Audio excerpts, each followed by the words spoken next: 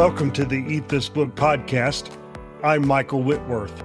Each day we take a small piece of scripture and we sit with it. Not a quick snack that disappears before lunch, not a chore you check off of a list, but rather a meal meant to be savored. So pull up a chair. Let's eat. They journey from Bethel. The altar is built, the vow is fulfilled, the foreign gods are buried under the oak near Shechem. Jacob has returned to the place where it all started, received God's blessing again, heard his new name confirmed again. Everything should be moving toward resolution now. But Genesis doesn't end with Bethel. The journey continues. And what follows is not triumph, but heartbreak. Not arrival, but loss. The next verses will bring death, scandal, and the quiet closing of an era. When they are still some distance from Ephrath, Rachel goes into labor. Hard labor. This is not ordinary labor. Something is wrong. The baby is coming, but Rachel is fading. She's the beloved one, the one Jacob worked 14 years to marry, the one whose beauty made him roll away a stone single-handedly, the one who waited years for children while her sister bore son after son, the one who finally gave birth to Joseph and named him May He Add, because one son wasn't enough. She wanted more. And now she's getting what she asked for, and it's killing her, literally. The midwife speaks words meant as comfort. Do not fear, you have another son. The one Rachel wanted, the one she prayed for when she named Joseph May He Add.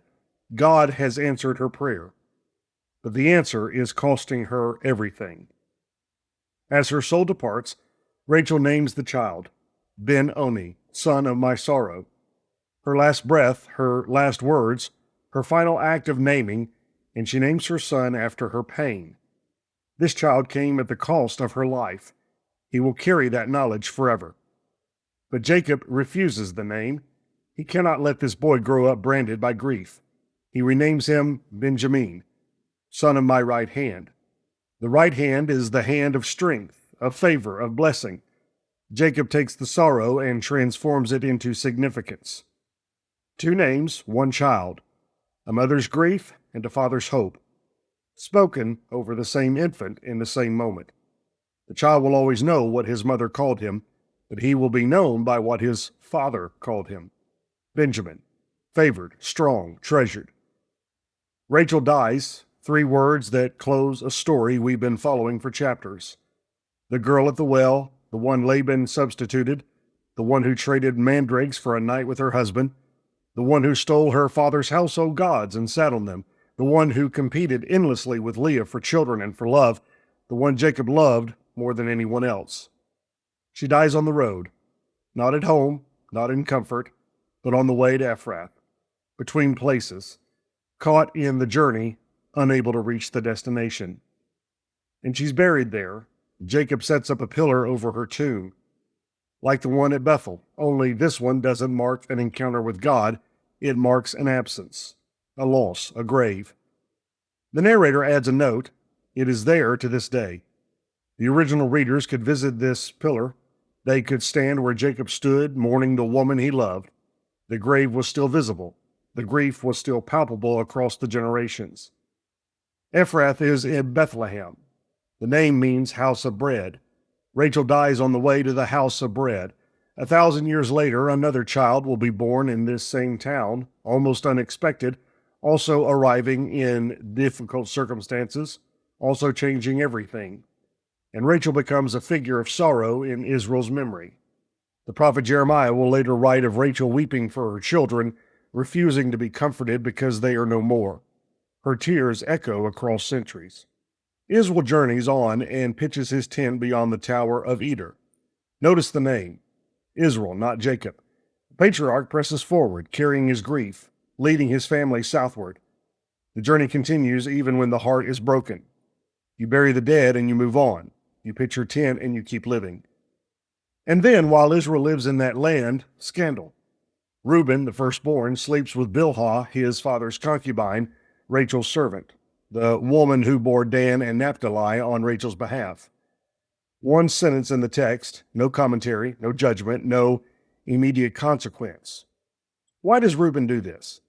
The text doesn't explain. Was it a power grab?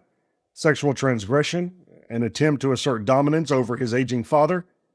Some scholars see this as Reuben trying to claim Jacob's position by taking his concubine, a move that will later be mirrored by Absalom with David's concubines.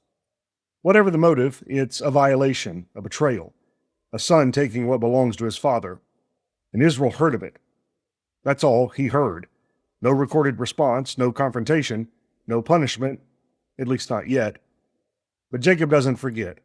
On his deathbed, decades later, he'll pronounce blessings and curses over his sons. And to Reuben, he'll say, "Unstable as water, you shall not have preeminence, because you went up to your father's bed." The silence now doesn't mean the sin is ignored, it means the reckoning is deferred. Reuben's violation will cost him the birthright, the preeminence that should have been his as firstborn. The consequences will unfold in their own time. The text pauses to count Jacob's sons, to name the foundation stones of the nation. The sons of Leah, Reuben the firstborn, Simeon, Levi, Judah, Issachar, and Zebulun, 6 sons from the unloved wife, including Judah, through whom David will come, through whom Jesus will come. Leah, who was never beautiful enough, never loved enough, she becomes the mother of the messianic line. The sons of Rachel, Joseph and Benjamin, only 2, and the second one cost Rachel her life. But these 2, Joseph especially, will dominate the rest of Genesis. The beloved wife's children will shape the future. The sons of Bilhah, Rachel's servant, Dan and Naphtali. The sons of Zilpah, Leah's servant, Gad and Asher. 12 sons, 4 mothers, 1 fractured, complicated, dysfunctional family, and from them the 12 tribes of Israel, the foundation of God's people, the ancestors of the nation that will receive the covenant, the law, the prophets. The family is complete. The roster is set. The next generation has arrived. Jacob comes to his father Isaac at Mamre Hebron, where Abraham and Isaac had lived. The journey that began when he fled from Esau, that took him to Padan Aram for 20 years, that wound through Peniel and Shechem and Bethel, it ends here. Father and son reunited. We don't get the scene. We don't hear the conversation. I wonder what they said to each other.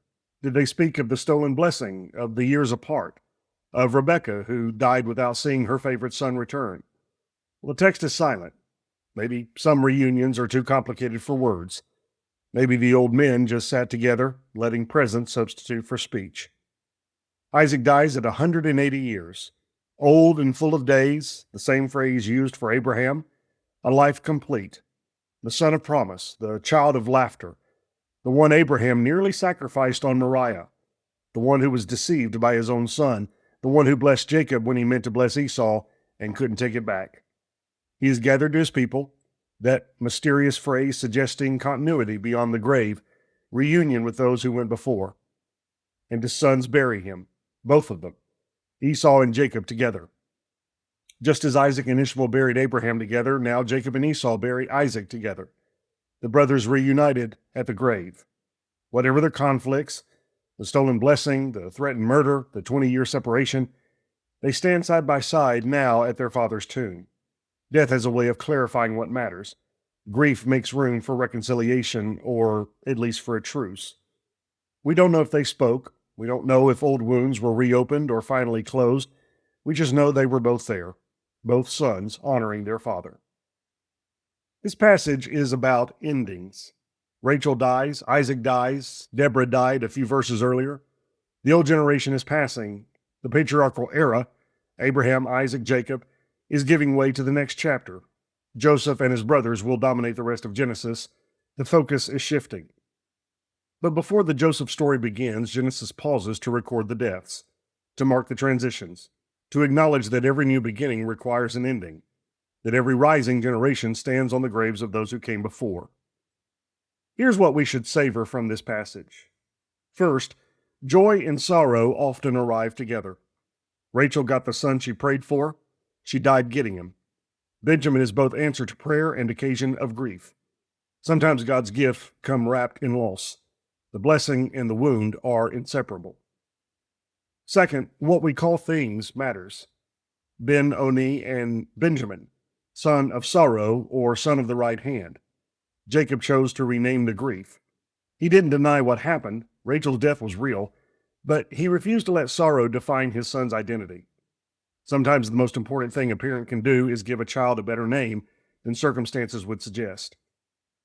Third, sin remembered is sin judged. Reuben's violation seemed to go unanswered. Jacob heard of it and said nothing, but the silence wasn't absolution.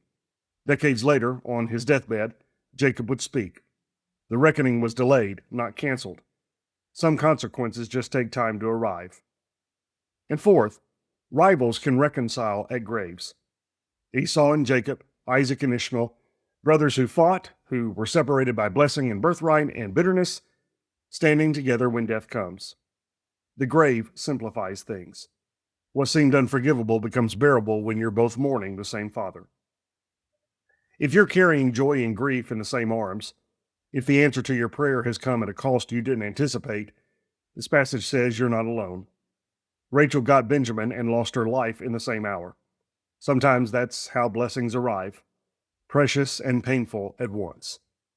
If someone you loved has died on the journey, if they didn't make it to the destination, if they're buried on the road to somewhere they never reached, this passage says mark the place.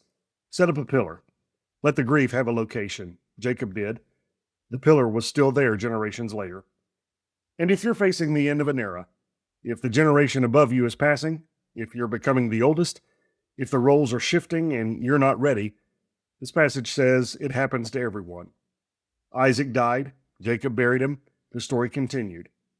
Endings make room for beginnings. Next time on Eat This Book, Genesis pauses the story of Israel to focus on Esau, and what we find is surprising.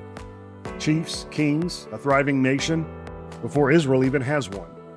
Join me in Genesis 36 as we wrestle with what blessing really looks like and why the unchosen brother gets an entire chapter. Thanks for eating with me. Until next time, may the Word dwell in you richly.